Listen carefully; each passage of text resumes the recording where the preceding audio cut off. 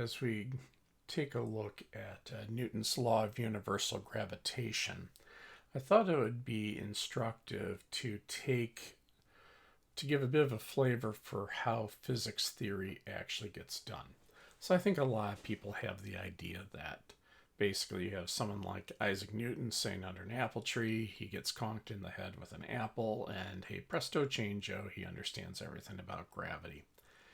And that isn't really how theory gets done, and so I thought I'd give a little bit of a flavor for how it's done. A proper quantitative treatment is beyond the scope of this, but I have put it elsewhere in my channel. So to start, Newton didn't come up with all this in a vacuum. He had observational data to work with. There was really, really good unaided eye observational data done by Tycho Brahe. And when you think, well, hey, how good can it possibly be? It's just with the eye. They actually did amazing work building really large instruments that would allow you to measure things to very small angles. So actually they had very good observational data. Now, Brahe's successor at his academic post was a fellow by the name of Johannes Kepler. Kepler is what today we would call a phenomenologist. Basically, he's a person who would take a look at observational data and try to find mathematical fits to that data, hoping to get some clue about the physical processes happening underneath. And Kepler came up with 3 particularly good observations. He also came up with a 4th one that was garbage, so we don't mention that one. But he came up with 3 that were really good. And we call these Kepler's laws of planetary motion. Although, really, I'll put laws in quotation marks because it's not a law in the same sense as the law of gravity or something like that. These are really just fits to data. But for historic reasons, they get called laws. So we'll go take a look at the first of the things that Kepler figured out. And this one might seem kind of obvious now, but trust me, it wasn't at all obvious when he was working on it. There we go. So what Kepler found observing the orbit of a planet was that all planets orbited the sun in an ellipse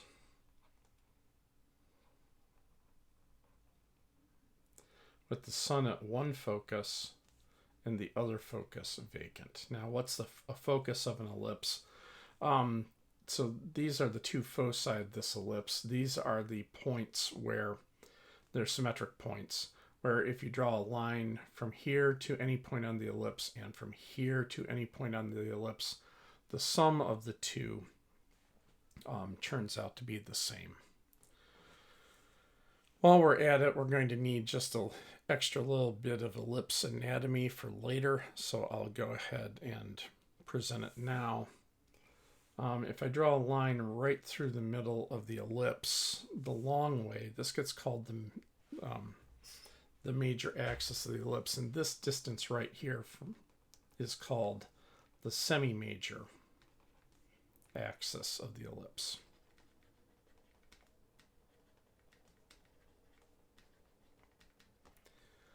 Basically, it's the equivalent for an ellipse to the radius of a circle. Now, whenever you see these sorts of things in an intro astronomy book or an earth science book, anything like that, they always draw them like this. And that's really not realistic. The fact that Kepler worked out that it was an ellipse and not a circle blows my mind that he could figure it out. Because even the most elliptical of planetary orbits, the orbit of Mercury. Remember, Pluto isn't considered a planet anymore. If we look at the orbit of Mercury, if you just plain draw the orbit and you don't put down any coordinate axes, I promise you it looks like a circle. You have to put down coordinate axes to see, oh, hey, it looks like a very slightly off-center circle. And then you got to do a lot of work to show that, no, it's really an ellipse. And that's the most dramatic of them. The Earth's orbit is almost a circle. It is elliptical. And so the Earth is actually at closest approach to the sun in early January, and at its farthest reach in July. But the difference is so little that that isn't what drives the seasons. Of course, it has to do with how the Earth is tilted as it's orbiting the sun. Anyway, so that's the first of his laws of planetary motion. The planets orbit in ellipses. A few years later, he takes it up a step. And man, I don't know how he got this playing with data, but he totally did.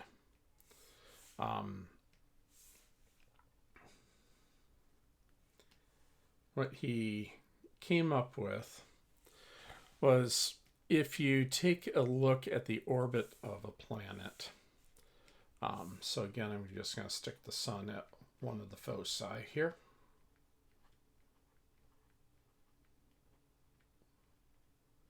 There we go. If you look at the orbit of a planet, what he noticed was that in equal periods of time, if you drew a line from the sun to the planet, so let's say this is, it doesn't matter, a day, a week, a month, whatever it is, just whatever it is, it's got to be the same amount over here. He worked out that this area here equals this area here. So this is for equal time periods.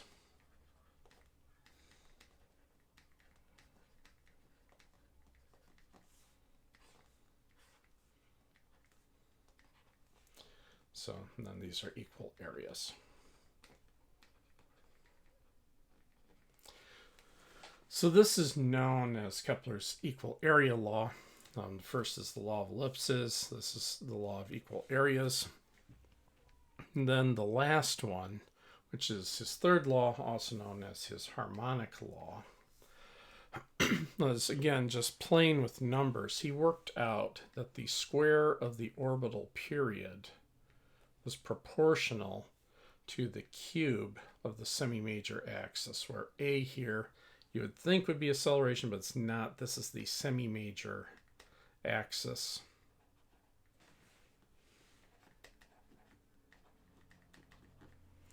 And so he showed that the square of the orbital period goes as the cube of the semi-major axis. And again, we can think of that like radius. If you remember when we derived Kepler's harmonic law before, for the case of a circular orbit, that was an r cubed there. All right, so Newton has this information available. Now, he's trying to model how gravity works, and he's not the only person doing it either. Hooke, as in Hooke's law, was working on it too. But this is roughly how Newton started to think about it. He's looking at all this and saying, well, what do I know? I know that we go in ellipses. I know we sweep equal areas. And I know that the square of the orbital period goes as the cube of the semi-major axis. The first thing we can do is to take a look at the second law, actually. And from that, what he concludes is that whatever force gravity is, it has to be a central force. So Newton concludes that Kepler's second law implies that gravity is a central force, which means that the sun, the force from the sun on a planet is directed at the sun, or potentially directly away from the sun. But at least he knows it's either directly towards or directly away. And so here's how he reasons that. He concludes, so let's say that, let's say that this is the sun here.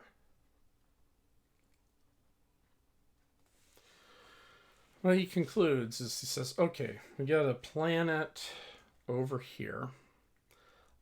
Let me pick it at some weird spot in its orbit. So say the velocity is doing something like that.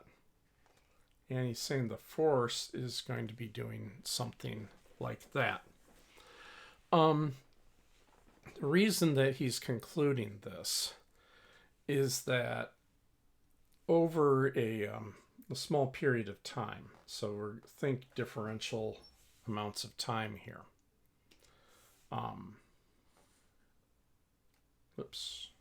Different color. There we go.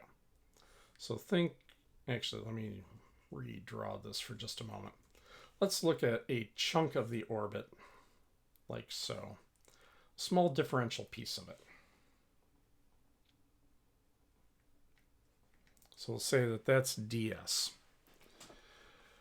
So that makes this area a triangle. And since this is a differential slice, this is just whatever the radius is at the moment. Now, this is going to be equal to v dt.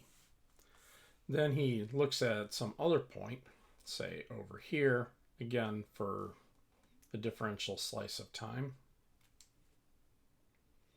And so this would be the ds over here, which would be equal to v, not the same v as there, dt. And this is whatever r is at the moment. Well, the area here is 1/2 the base times the height, right? So this area is 1/2 r ds, which is 1/2 r v dt. Similarly, this is 1/2 r ds, so this will be 1/2 r v dt. Now, to be careful here, let's call this position 1, position 2. This is r1 v1, r2 v2. So the dt's are the same, the halves are the same. So if these areas are equal,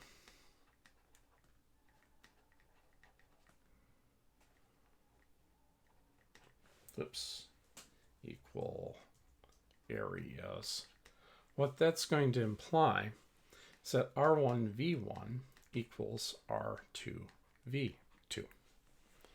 All right, and the only way that that can work out is if I times both sides through by m, I start looking at this and going, oh, that's the angular momentum.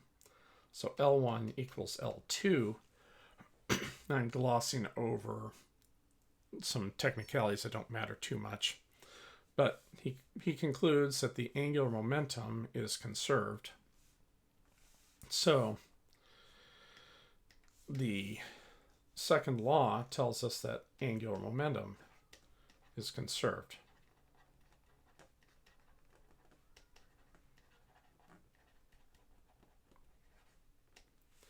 This can only be the case if the net torque is 0.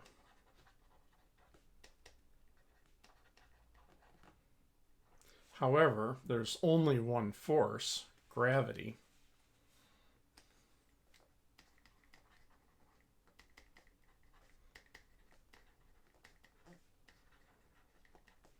So this means that the line of action of the force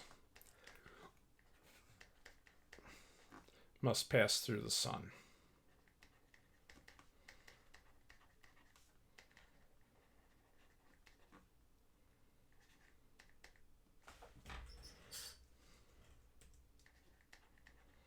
Okay. So he winds up concluding that in order for this to be torque-free, the force of gravity has to be central.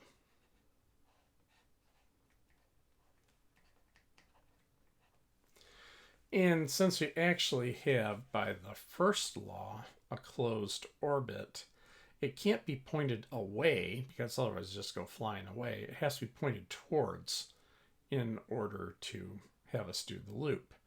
So Newton figures out from using the second law plus a little bit of the first law that gravity has to be pointed towards the sun. Okay.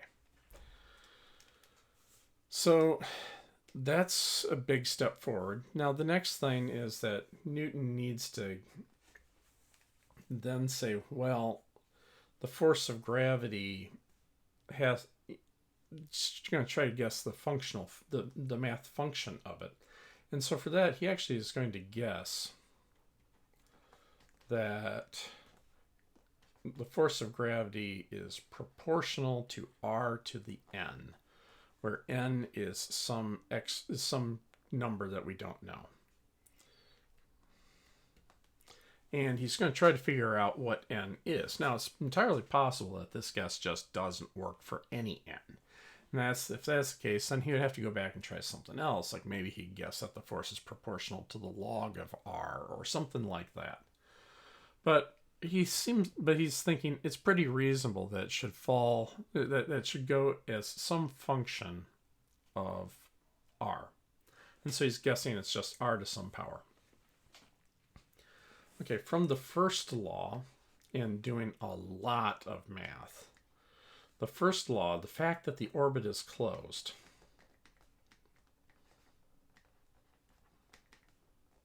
actually puts a restriction on what the value of n can possibly be. It turns out that n has to be greater than or equal to -5 and less than or equal to +1. Now, it turns out that getting the equality to -5 is a real mathematical bear. Don't recommend doing that. It's really tedious. But the rest of it is actually not that bad to show, but we're going to gloss over it here. So, we'll just say with a bunch of calculus, Newton's able to show that if you have a closed orbit, n has to be somewhere between -5 and +1. Then you say, wait a minute, the first law also tells us that the orbit is stable. That actually drills us down from this wide range of possibilities to n being equal to either -2 or +1. Hooke was working on the +1 guess. So that's where that was coming from. Newton was spending more of his time working on the -2 choice.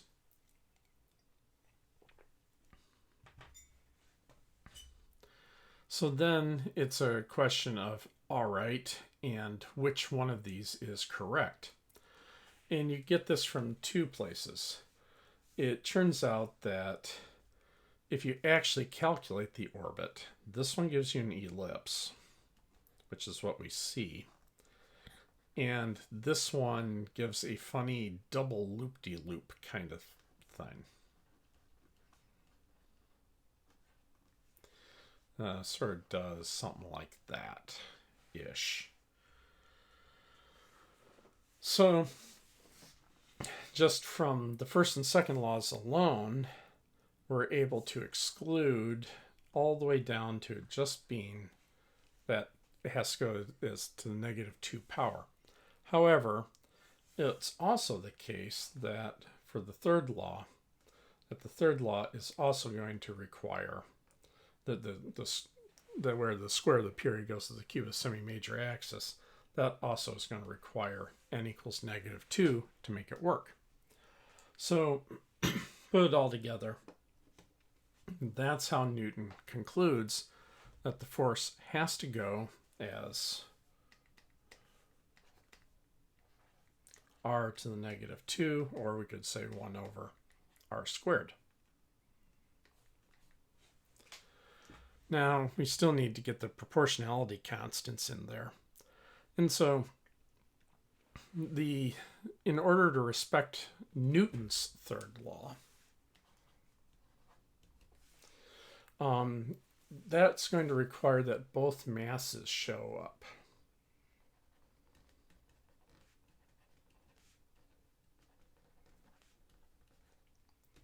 And so finally we get a model that looks like this. The force of gravity is equal to some constant times m1, m2 over r squared.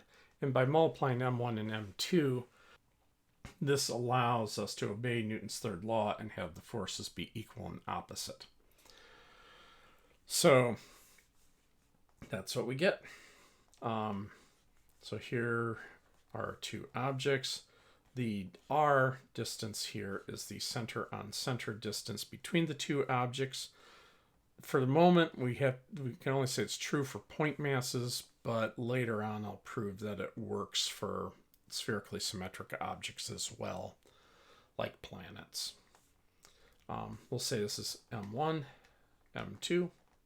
They attract each other. So third law pair.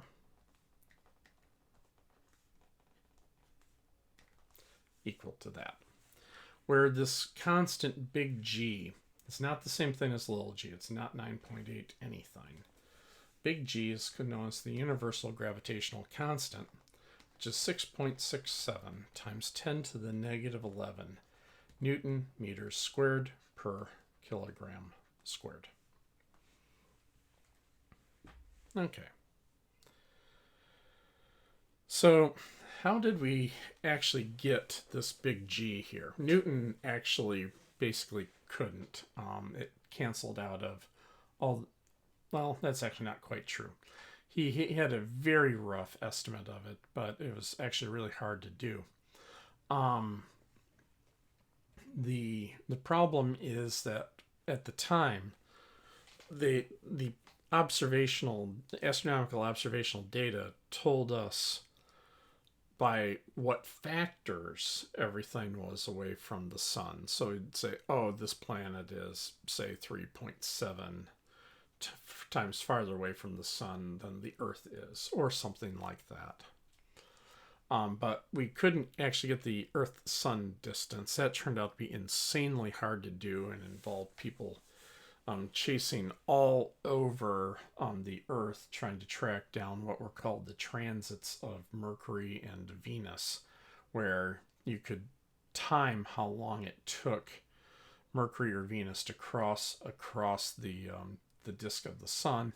And you had to have the alignments just right. They didn't happen all the time, but that was the only way that we could actually figure out how far the Earth was from the sun. So it made figuring out big G a little tricky. But it turns out that the way that that eventually got measured is a thing called the Cavendish experiment, and that's pretty much what we do even to this day.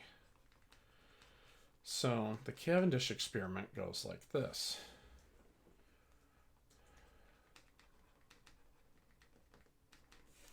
You hang some sort of a barbell-ish kind of thing, a very lightweight rod that has known masses here. And it needs to be symmetric so it'll balance nicely. And you hang this off of a quartz fiber.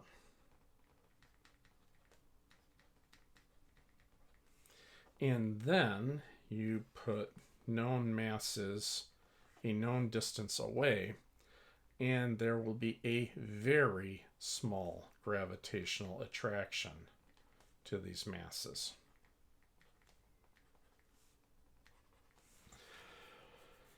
And with very sensitive instruments, you usually use a clever arrangement of lasers and mirrors.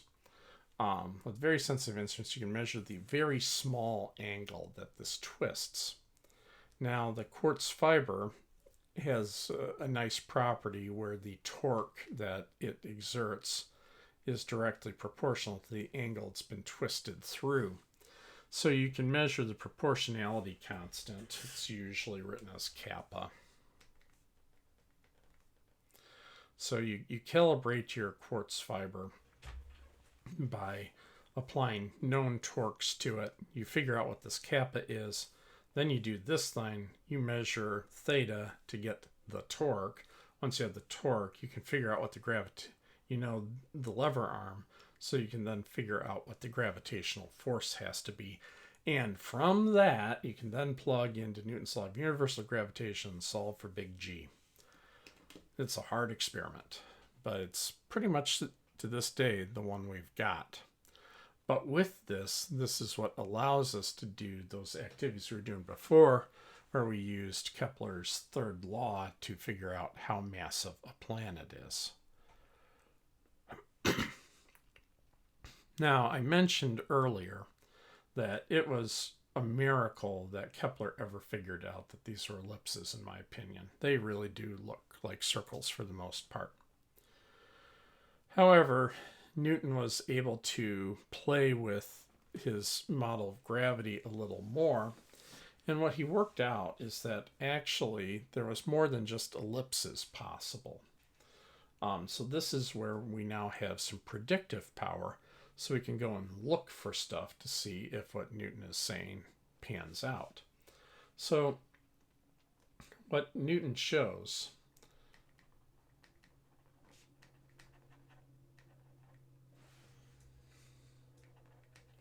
is that the allowed orbits, and I'll have to use the word orbit with just a bit of a grain of salt, you'll see what I mean in a minute, are the conic sections.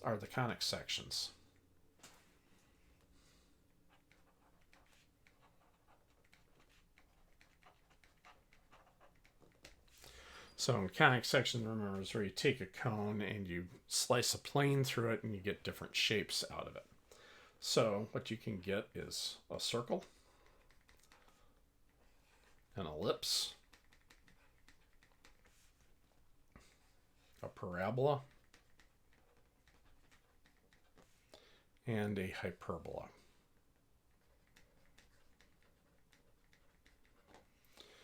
We see these with some comets.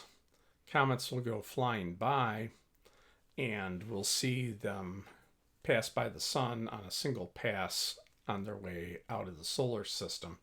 And we see that they follow parabolic and hyperbolic paths. So that one checks out. Also, you can look at a lot of comets. Again, they have much more pronounced ellipses for the most part than the planets do, but we'd already worked out that the planets do. A circle is a special case of an ellipse, but it's so special you're never going to see one of those in practice. But that tells us that, yeah, it isn't just ellipses. These are possible too. Then we go looking for them, and we see that that's what happens. So that gives Newton some confidence that he's on the right track. So we'll go ahead and pick up with this in the next video, where I introduce the shell theorem and take a look at how Newton's law of universal gravitation turns into F equals mg near the surface of a planet.